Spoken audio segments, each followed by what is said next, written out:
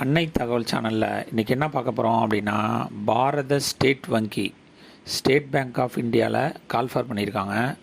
மொத்தம் எத்தனை போஸ்டிங் அப்படின்னா 13,735 போஸ்டிங்க்கு கால்ஃபர் பண்ணியிருக்காங்க. இது எம்ப்ளாய்மெண்ட் டைப்பு ரெகுலர் பேசிஸ் அப்படின்னு சொல்லியிருக்காங்க. Place of posting all over இந்தியாவில் எங்கே வேணாலும் போடுவோம் அப்படின்னு சொல்லியிருக்காங்க. போஸ்டிங் பேர் junior associate customer support and sales கேட்டகரியில் கால்ஃபர் பண்ணியிருக்காங்க.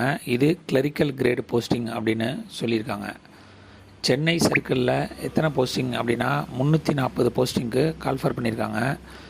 இந்த எக்ஸாமுக்கு குவாலிஃபிகேஷன் என்ன எதிர்பார்க்குறாங்க அப்படின்னா, மினிமம் டிகிரி முடித்தவங்க யார் வேணாலும் இதுக்கு விண்ணப்பிக்கலாம் அப்படின்னு சொல்லியிருக்காங்க. ஸ்டார்டிங் சேலரி 26,730 அப்படின்னு சொல்லியிருக்காங்க.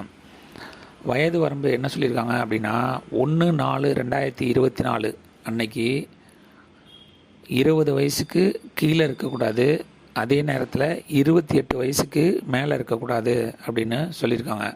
அதாவது 2 ஏப்ரல் 1996க்கு முன்னாடி பிறந்தவங்க மற்றும் 1/4/2004க்கு பின்னாடி பிறந்தவங்க இதுக்கு விண்ணப்பிக்க முடியாது அப்படின்னு சொல்லியிருக்காங்க.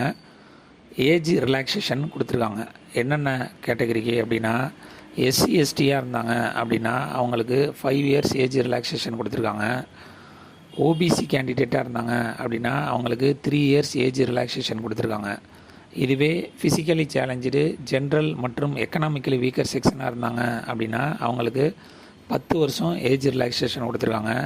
ஃபிசிக்கலி சேலஞ்சு எஸ்சி எஸ்டி கேண்டிடேட்டாக இருந்தாங்க அப்படின்னா அவங்களுக்கு 15 வருஷம் ஏஜ் ரிலாக்ஸேஷன் கொடுத்துருக்காங்க. ஃபிசிக்கலி சேலஞ்சு ஓபிசி கேண்டிடேட்டுக்கு 13 வருஷம் ஏஜ் ரிலாக்ஸேஷன் அப்படின்னு சொல்லியிருக்காங்க. எக்ஸ் சர்வீஸ்மேன் கேண்டிடேட்டாக இருந்தாங்க அப்படின்னா ஆஸ் பர் கவர்மெண்ட் பாலிசி பிரகாரம் ஏஜ் ரிலாக்ஸேஷன் கொடுக்குறோம் அப்படின்னு சொல்லியிருக்காங்க. இதுக்கு செலெக்ஷன் ப்ராசஸ் எப்படி நடத்துகிறாங்க அப்படின்னா, ஃபேஸ் 1ல் ப்ரிலிமினரி எக்ஸாமு வைக்கிறாங்க. இதில் செலக்ட் ஆகிறவங்களுக்கு மெயின் எக்ஸாம் வச்சு அது மூலயமா ஆளை தேர்ந்தெடுப்போம் அப்படின்னு சொல்லியிருக்காங்க.